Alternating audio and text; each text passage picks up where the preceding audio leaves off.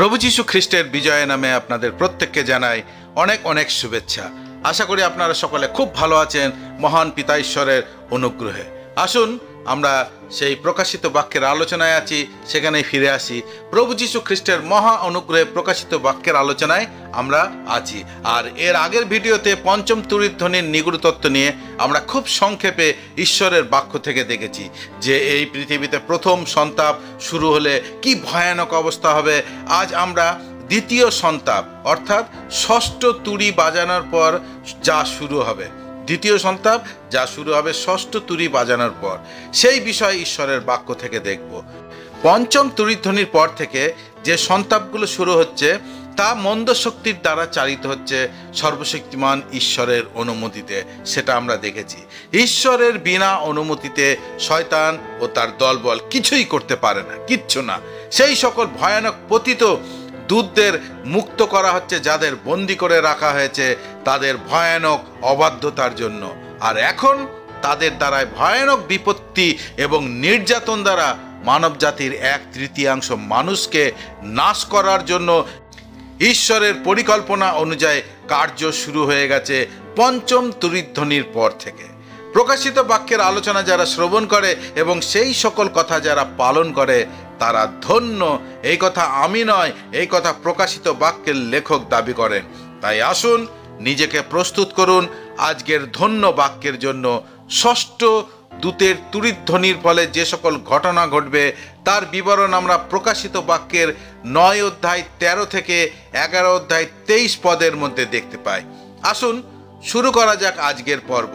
প্রকাশিত বাক্য 9 অধ্যায় 13 থেকে 14 পদ আমি পড়ছি। SBCL ট্রান্সলেশনটি, সরল বাংলা এটি আমি পড়ছি। লেখা আছে, তারপর ষষ্ঠ স্বর্গদূত তার তুড়ি বাজালেন। ষষ্ঠ স্বর্গদূত তার তুড়ি বাজালেন। ঈশ্বরের সামনে যে সোনার বেদি আছে সেই বেদির 4টে সিংয়ের কাছ থেকে আমি একজনকে কথা বলতে শুনলাম। যার কাছে তুড়ি ছিল সেই ষষ্ঠ স্বর্গদূতকে তিনি বললেন, যে 4জন দূত মহানদী ইউফ্রেটিসের মধ্যে বাঁধা রয়েছে তাদের ছেড়ে দাও। যে 4জন দূত মহানদী ইউফ্রেটিসের মধ্যে বাঁধা আছে অর্থাৎ ফরাত নদীর কাছে বাঁধা রয়েছে তাদের ছেড়ে দাও। প্রেরিত শিষ্য যোহন লিখেছেন, ঈশ্বরের সামনে যে সোনার বেদি আছে সেই বেদির 4টে সিংয়ের কাছ থেকে আমি একজনকে কথা বলতে শুনলাম। সর্বশক্তিমান ঈশ্বর মসিকে যে সমাগম তাম্বুর বানানোর নির্দেশ দিয়েছিলেন তা স্বর্গেরই এক প্রতিচ্ছবি ছিল। সেখানে মহাপবিত্র স্থানে যে সোনার বেদি ছিল তার 4টে সিং ছিল, যা সর্বশক্তিমান ঈশ্বরের সার্বভৌমত্বকে প্রকাশ করে, এবং সেই সোনার বেদিতে ধূপ জ্বালানো হতো। ওই ধূপ ছিল লোকেদের প্রার্থনা। আমরা সপ্তম মুদ্রা খোলার সময় সেই বিষয়গুলি দেখেছি, তাই না? যেখানে এক দূত স্বর্ণ ধূপদানি নিয়ে পবিত্র লোকেদের প্রার্থনা সেই ধূপের ধোঁয়ার সাথে ঈশ্বরের সামনে উৎসর্গ করছেন। সেখান থেকে সেই ষষ্ঠ স্বর্গদূত যিনি তুরি বাজালেন তাকে আদেশ করা হলো, ফরাত নদীর ধারে যে 4টে দূত বাঁধা আছে তাদের মুক্ত করে দাও। পঞ্চম তুরীধ্বনির সময় অগাধ লোকের কূপকে খুলে দেওয়ার জন্য দুষ্ট আত্মাদের মুক্ত করা হলো এবং তার জন্য একটা চাবিও দেওয়া হলো, এবং সেই চাবি দিয়ে সেই কূপ খুলে সেখান থেকে দুষ্ট আত্মাদের মুক্ত করা হলো, যারা 5 মাস ধরে ভয়ানক নির্যাতন করলো সেই সকল মানুষকে যাদের কপালে সিল মোহর নেই। আর এখন 4টে দূতকে খোলা হচ্ছে পৃথিবীর 1/3 মানুষকে নাশ করার জন্য। কত ভয়ঙ্কর বিষয় একবার ভেবে দেখুন। এটাই সেই ফরাত নদী, হ্যাঁ এটাই সেই ফরাত নদী যার বিবরণ আমরা কোথায় দেখতে পাই? আদি পুস্তকে। যার বিবরণ আমরা আদি পুস্তকে দেখতে পাই। আদি পুস্তক তার 2 অধ্যায় 11 থেকে 14 পদের মধ্যে আমরা দেখতে পাই প্রথম নদীটার নাম পিশন। এটা হবিলা দেশের চারপাশ দিয়ে বয়ে গেছে, সেখানে সোনা পাওয়া যায়। অর্থাৎ প্রথম নদী তার নাম পিশন, এটা হবিলা দেশের চারপাশ দিয়ে বয়ে গেছে এবং সেখানে কি পাওয়া যায়? সোনা পাওয়া যায়। তারপরে 12 পদে লেখা আছে, আর সেই দেশের সোনা খুব ভালো, এছাড়াও সেখানে গুগগুলো ও বৈদুর্য মণিও পাওয়া যায়। শুধু সোনা না, গুগগুলো ও বৈদুর্য মণিও পাওয়া যায়। এবং দ্বিতীয় নদীর নাম কি? দ্বিতীয় নদীটির নাম গিহন। এই নদী কুশ দেশের চারপাশ দিয়ে বয়ে গেছে। তৃতীয় নদীর নাম হিদেক্কল। এটা অসুর দেশের পূর্ব দিক দিয়ে বয়ে গেছে, অর্থাৎ পিশন, গিহন, হিদেক্কল, তিনটে নদীর নাম এবং তাদের বিষয় ডিটেলস আমরা দেখতে পাচ্ছি এখানে। এবং চতুর্থ নদীটির নাম হলো ফরাত। এখানে লক্ষণীয় বিষয়, তিনটে নদীর নাম এবং তার গুণাবলীর এবং তার অবস্থান সম্পর্কে বিবরণ দেওয়া আছে, যা আমরা আদি পুস্তক 2 অধ্যায় 11 থেকে 14 পদের মধ্যে দেখতে পাই। প্রথম নদীর নাম পিশন, দ্বিতীয় নদীর নাম গিহন এবং তৃতীয় নদীর নাম হিদেক্কল। এবং এদের বিষয় লেখা আছে, কোথা থেকে কোথায় গিয়েছে সেটাও লেখা আছে, কিন্তু চতুর্থ নদীর শুধু নাম লেখা আছে ফরাত নদী, এবং এছাড়া আর কিছু লেখা নেই। কেন লেখা নেই? শুধু ফরাত নদী লেখা আছে, ব্যাস, তারপরে আর কিচ্ছু লেখা নেই। কি আছে এই নদীতে, কেন তার বিষয়ে কিছু লেখা নেই?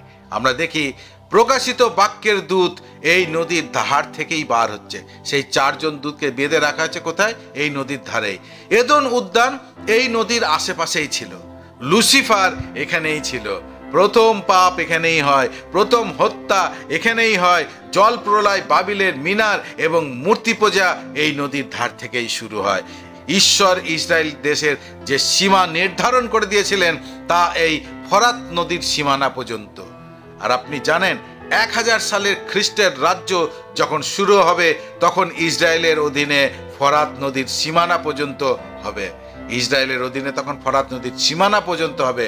অতল গহ্বর এখানেই আছে এবং অ্যান্টিক্রাইস্ট এখান থেকেই আসবে। অ্যান্টিক্রাইস্টের কেন্দ্রবিন্দু হবে ব্যাবিলন, নিউ ইয়র্ক, লন্ডন বা প্যারিস শহর নয়, ব্যাবিলন শহর হবে, যা এই ফরাত নদীর আশেপাশেই হবে। পুরাতন ব্যাবিলন কোথায় ছিল? পুরাতন ব্যাবিলন ছিল ইরাকের মসুল শহরে। আর এখন এই ষষ্ঠ তুরিধ্বনির পর এই ফরাত নদীর ধারে যে 4টে দূত বাঁধা আছে তাদের মুক্ত করা হচ্ছে এক সর্বনাশক কাজের জন্য, যার ফলে এই পৃথিবীর 1/3 মানুষ মারা যাবে। কত ভয়ানক বিষয়! তাহলে আমরা দেখছি যে অতল গহ্বর খোলার পর মুক্ত করা হচ্ছে এক দূতকে, আর এইবার ফরাত নদীর ধারে যে 4টে দূত বাঁধা আছে তাদের মুক্ত করা হচ্ছে দ্বিতীয় সন্তাপ শুরু করার জন্য। লেখা আছে প্রকাশিত বাক্য তার 9 অধ্যায় 15 পদ, লেখা আছে, তখন সেই 4 জন দূতকে ছেড়ে দেওয়া হলো। এই বছরের এই মাস, এই দিন ও এই ঘন্টার জন্য সেই দূতদের প্রস্তুত রাখা হয়েছিল, যেন তারা 3 ভাগের 1 ভাগ মানুষকে মেরে ফেলে। অর্থাৎ এই দূতদের কখন খোলা হবে, কোন সময় খোলা হবে, কি জন্য খোলা হবে, সেই সমস্ত কিছু পূর্ব থেকে নির্ধারণ করে রাখা হয়েছে। সেই প্রথম সিলমোহর খোলার পর থেকে পঞ্চম তুরিধ্বনি পর্যন্ত আমরা দেখেছি প্রচুর প্রচুর প্রচুর লোক মারা গেছে। এরপরে যারা অবশিষ্ট আছে তাদের 1/3 লোকদেরকে এবারে কি হবে? একদম নাশ করে দেওয়া হবে। সর্বশক্তিমান ঈশ্বরের ক্রোধের আগুনে পার্ট বাই পার্ট সবকিছু শেষ হয়ে যাচ্ছে। আর এখানেও আমরা ঈশ্বরের মহা করুণা দেখতে পাচ্ছি। তিনি চাইলেই এক ঝটকায় সবকিছু শেষ করে দিতে পারতেন, কিন্তু তিনি বিভিন্ন রকম বিপত্তি ও যাতনার মধ্যে দিয়ে মানুষকে সুযোগ করে দিচ্ছেন বারবার, যেন মানুষ মন পরিবর্তন করে ঈশ্বরের কাছে ফিরে আসে। যাই হোক, পরবর্তী ঘটনার দিকে আমরা মনোযোগ করি। প্রকাশিত বাক্য তার 9 অধ্যায় 16 পদ, লেখা আছে, পরে আমি শুনতে পেলাম, অর্থাৎ যোহন শুনতে পেল, ঘোড়ায় চড়া সৈন্যের সংখ্যা ছিল 20 কোটি। এই 4 জন দুষ্ট আত্মার পরিচালনায় যারা পরিচালিত হয়ে ভয়ঙ্করভাবে কার্য করবে, যার ফলে 1/3 মানুষকে মেরে ফেলা হবে, তাদের সংখ্যার কথাও এখানে উল্লেখ আছে। লেখা আছে ঘোড়ায় চড়া সৈন্যের সংখ্যা ছিল 20 কোটি। আর সেই ঘোড়াগুলো কেমন হবে সেই বিষয়েও লেখা আছে। প্রকাশিত বাক্যের 9 অধ্যায় 17 থেকে 19 পদের মধ্যে সেই বিষয়ে আমরা দেখতে পাই। লেখা আছে, দর্শনে যে ঘোড়াগুলো এবং সেগুলোর উপর যাদের আমি দেখলাম তাদের চেহারা এই রকম ছিল, তাদের বুক রক্ষার পোশাক ছিল আগুনের মতো লাল, নীল ও গন্ধকের মতো হলুদ রঙের। ঘোড়াগুলোর মাথায় ছিল সিংহের মাথার মতো। ঘোড়াগুলোর মাথা ছিল সিংহের মাথার মতো, আর সেগুলোর মুখ থেকে আগুন, ধুমা আর গন্ধক বের হচ্ছিল। আগুন, ধুমা ও গন্ধক এই 3টি আঘাতের দ্বারা 3 ভাগের 1 ভাগ মানুষকে মেরে ফেলা হলো। 19 পদে লেখা আছে, সেই ঘোড়াগুলোর মুখ ও লেজের মধ্যেই তাদের শক্তি ছিল, কারণ তাদের লেজগুলো ছিল সাপের মতো। সেই লেজগুলোর মাথা দিয়ে তারা মানুষের ক্ষতি করছিল। এর আগে আমরা দেখেছি পঞ্চম তুরিধ্বনির পর যে পঙ্গপাল বার হয়ে এসেছে তাদের বিবরণ, যা রূপক শব্দ হিসাবে প্রেরিত শিষ্য যোহন একদম নিখুঁতভাবে তুলে ধরেছেন তাদের ভয়ঙ্কর নাশকতা বোঝাবার জন্য। আর এখানে 20 কোটি ঘোড়ার বর্ণনাও ঠিক সেইভাবে দেওয়া হয়েছে তাদের ভয়ঙ্কর নাশকতা দেখানোর জন্য। আসুন আমরা দেখব এই 20 কোটি ঘোড়ায় চড়া সৈন্যরা কে বা কারা। এই বিষয়টি নিয়ে যদিও অনেক অনেক মতভেদ আছে। কেউ বলে এরা দুষ্ট আত্মার দল হবে, আবার কেউ বলে কোনো আতঙ্কবাদী সংগঠন হবে, হতে পারে তা কোনো মুসলিম সংগঠন, কিন্তু সেই ধারণাটি ভুল। কেননা তারা কেবলমাত্র তাদেরই হত্যা করবে যাদের কপালে ঈশ্বরের শিলমোহর নেই। ঈশ্বরের নির্দেশ অনুযায়ী তারা কাজ করবে। আবার কেউ বলে বিভিন্ন দেশের মিলিত এক বিশাল সেনাবাহিনী হতে পারে। এই অদ্ভুত বর্ণনাটি আধুনিক যান্ত্রিক যুদ্ধের কথা বলতে পারে। হতে পারে প্রেরিত শিষ্য সাধু যোহন এই বর্তমান যুগে যে সকল আধুনিক যুদ্ধাস্ত্রের ব্যবহার হবে তার বর্ণনা কেবল সেই শব্দেই দিয়েছেন যা তিনি আজ থেকে প্রায় 2000 বছর আগে বিভিন্ন রকম রূপক শব্দের দ্বারা বোঝাতে চেয়েছেন আমাদের, যা ভীষণ ভীষণ ভয়ানক হবে, ভীষণ ভীষণ ভয়ঙ্কর হবে। হালেলুয়া। যা হোক, এত বিশাল মানব সেনাবাহিনী কখনো দেখা যায়নি এই পৃথিবীর ইতিহাসে। দ্বিতীয় বিশ্বযুদ্ধের তুঙ্গে ওঠার সময় উভয় পক্ষের মোট সেনাবাহিনীর সংখ্যা কত ছিল জানেন? মাত্র 7 কোটি।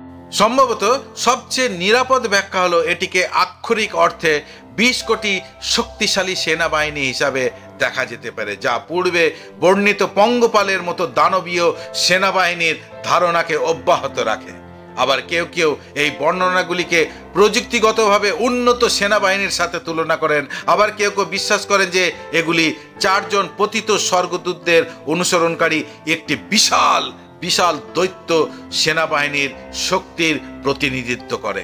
এটাও সম্ভব যে সংখ্যাটি আক্ষরিক অর্থে নাও হতে পারে, বরং কেবল এমন একটি সেনাবাহিনীর ইঙ্গিত দেয় যা গণনা করা অসম্ভব এবং মানবজাতি কখনো দেখেনি এমন কিছুর চেয়েও বৃহত্তর কিছু।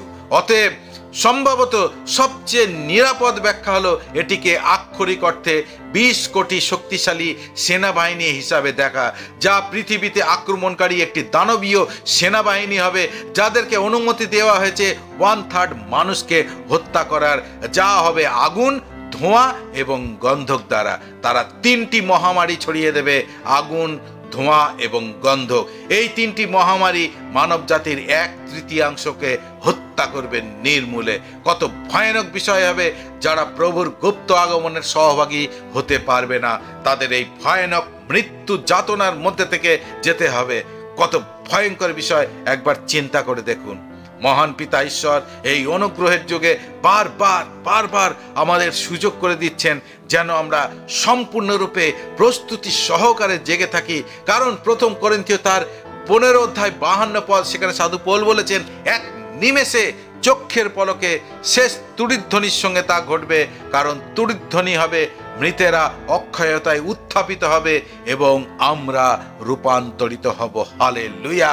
আর যারা রূপান্তর হতে পারবে না তাদের জন্য এই সকল ভয়ানক বিপত্তি অপেক্ষা করছে। তাই আজ আপনি সিদ্ধান্ত করুন আপনি কি করবেন। আপনি কি রূপান্তর হওয়ার জন্য নিজেকে প্রস্তুত করছেন, নাকি এই ভয়ানক বিপত্তির জন্য নিজেকে প্রস্তুত করছেন? পরের অংশে লেখা আছে, প্রকাশিত বাক্য 9 অধ্যায় 20 থেকে 21 পদ, মানব জাতির অবশিষ্ট লোক যারা এই সমস্ত মহামারীর দ্বারা নিহত হলো না, তারা তখনও তাদের হাত দিয়ে করা কাজ থেকে মন পরিবর্তন করলো না। কত ভয়ানক হবে মানব জাতি, তাদের হৃদয়কে কত কঠিন করে রাখবে। এত ভয়ানক ঈশ্বরের ক্রোধ দেখেও তারা মন পরিবর্তন করছে না। লেখা আছে, মানব জাতির অবশিষ্ট লোক যারা এই সমস্ত মহামারীর দ্বারা নিহত হলো না, তারা তখনও তাদের হাত দিয়ে করা কাজ থেকে মন পরিবর্তন করলো না, বরং কি করছে তারা ভূতদের পূজা এবং সোনা, রূপ, পিতল, পাথর ও কাঠ দ্বারা নির্মিত বিভিন্ন প্রতিমা, যে প্রতিমারা দেখতে বা শুনতে বা চলতে পারে না, তাদের পূজা করা থেকে বিরত থাকলো না। কত ভয়ানক বিষয়! 21 পদে লেখা আছে, এছাড়াও তারা তাদের নরহত্যা, তাদের তন্ত্রমন্ত্র, মায়াবিদ্যা, তাদের অবৈধ যৌনাচার, কিংবা তাদের চুরি করা থেকেও মন পরিবর্তন করলো না। মানব জাতি কত নিচে নেমে গেছে একবার চিন্তা করে দেখুন। অর্থাৎ বাকি মানুষ যারা এই আঘাতের দ্বারা নিহত হয়নি, তারা তাদের হাতের কাছ থেকে অনুতপ্ত হয়নি এত কিছু হওয়া সত্ত্বেও। মানুষ এত কঠিন মনের হয়ে যাবে যে ঈশ্বরের শিক্ষা, এমনকি বিচারের সময় যে শিক্ষা পাবে তাও ভুলে যাবে, তাকে তুচ্ছ জ্ঞান করবে, তাদের মনে কোনো পরিবর্তন আসবে না, তারা অনুতপ্ত হবে না, পশ্চাতাপ করবে না। পাপের এই তালিকাটি, অর্থাৎ তারা তখনও তাদের হাত দিয়ে করা কাজ থেকে মন পরিবর্তন করলো না। কি মন? তারা বুদ্ধের পূজা, সোনা, রূপ, পিতল, পাথর, কাঠ দ্বারা নির্মিত বিভিন্ন প্রতিমা, যে প্রতিমারা দেখতে পায় না, শুনতে পায় না, চলতে পারে না, তাদের পূজা করা থেকে বিরত থাকলো না। এছাড়াও তারা তাদের নরহত্যা, তাদের তন্ত্রমন্ত্র, মায়াবিদ্যা, তাদের অবৈধ যৌনাচার কিংবা তাদের চুরি করা থেকেও মন পরিবর্তন করলো না। আজ আমাদের এই বর্তমান যুগের বিরুদ্ধেও এটি একটি মারাত্মক কঠিন অভিযোগ। মানুষ আজ অন্ধ হয়ে আছে এই সকল বিষয়গুলির মধ্যে, এবং তা দিন প্রতিদিন ক্রমশই বৃদ্ধি পেয়ে চলেছে আমাদেরই চোখের সামনে। খুবই দুঃখের বিষয় যে আজ অনেক বিশ্বাসী, এমনকি অনেক পাস্টার, বিশপ, প্রচারক তন্ত্রমন্ত্র, মায়াবিদ্যা, অবৈধ যৌনাচার, চুরি, কুসংস্কার এই সকল বিষয়ের মধ্যে খুব নিশ্চিন্তে জীবনযাপন করছে, আবার স্বর্গের যাবারও স্বপ্ন দেখছে। আপনি আপনার মণ্ডলীর মধ্যে এই ধরনের বিশ্বাসীদের দেখতে পাবেন। খুব সাবধান। এমনকি পাস্টার, বিশপ, প্রচারক তন্ত্রমন্ত্র, মায়াবিদ্যার দ্বারা আজ চিহ্ন চমৎকার করছে এবং মানুষকে ভ্রান্ত করছে। আর সব থেকে বেশি ভিড় এই সকল মণ্ডলীগুলোতে।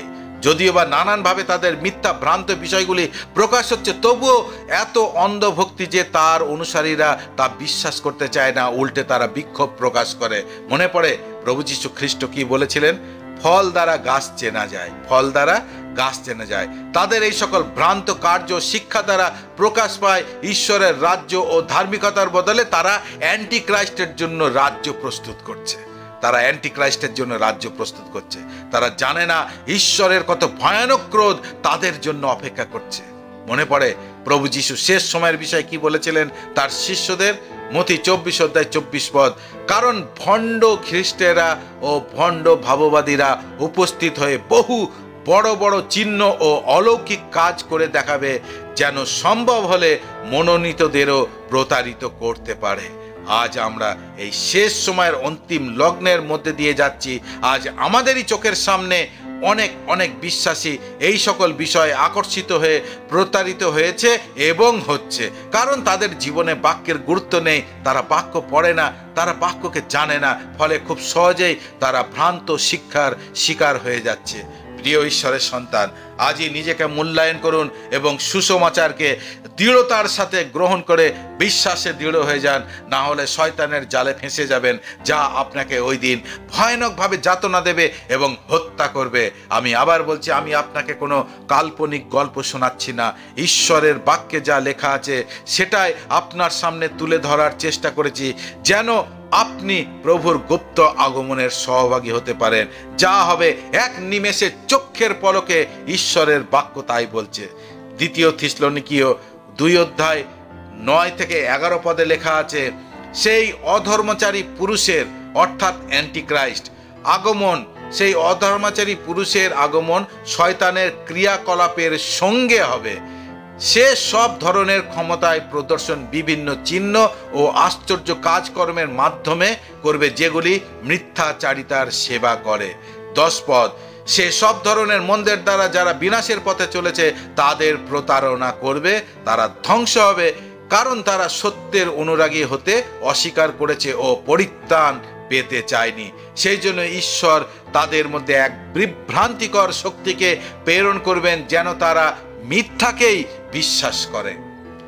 আজ আমাদের চোখের সামনেই এই বাক্য সফলতা লাভ করেছে এবং আরো দিন প্রতিদিন করছে। সুতরাং খুব সাবধান।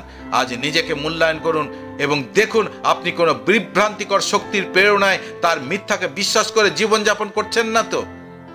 সেই সমস্ত মণ্ডলীর সদস্য হয়ে আপনি জীবনযাপন করছেন না তো? আজই নিজেকে মূল্যায়ন করে দেখুন, কারণ আজ এই জগৎ এক বিভ্রান্তিকর শক্তির প্রেরণায়, যা স্বয়ং ঈশ্বরই প্রেরণ করেছেন, তার মিথ্যাকে অন্ধের ন্যায় বিশ্বাস করে তার পিছনে ছুটে যাচ্ছে। আজ আপনি এই বাক্য শুনছেন, তার মানে ঈশ্বর আপনাকে আবার একটি সুযোগ করে দিলেন সুসমাচারে বিশ্বাস করার জন্য, সুসমাচারকে গ্রহণ করার জন্য। ধর্মের অন্ধত্ব থেকে নিজেকে মুক্ত করে ঈশ্বরের কাছে ফিরে আসুন। তার ভয়ঙ্কর ক্রোধের দিন খুবই খুবই সন্নিকটে। এখনও সেই সকল ভয়ঙ্কর দুষ্ট আত্মা বন্দী আছে, তাতেই আজ এই অবস্থা পৃথিবীর। তাহলে যেদিন সে মুক্ত হবে সেই দিনের বিষয়ে একবার গভীরভাবে চিন্তা করে দেখুন কি ভয়ানক অবস্থা হবে। আজ এই পর্যন্ত থাক, বাকি অংশ আমরা পরবর্তী ভিডিওতে আলোচনা করব, না হলে ভিডিওটি অনেক বড় হয়ে যাবে। পিতা ঈশ্বর তার এই বাক্যের দ্বারা আপনাকে প্রচুর প্রচুর প্রচুর আত্মিক আশীর্বাদে উচ্চ ও উন্নত করুন এবং তার গুপ্ত আগমনের জন্য প্রস্তুতি নিতে সাহায্য করুন এবং অপরকেও উৎসাহিত করুন। জয় যিশু। ভালো থাকুন, সুস্থ থাকুন। পিতা ঈশ্বর আপনাদের প্রত্যেককে আশীর্বাদ করুন। জয় যিশু।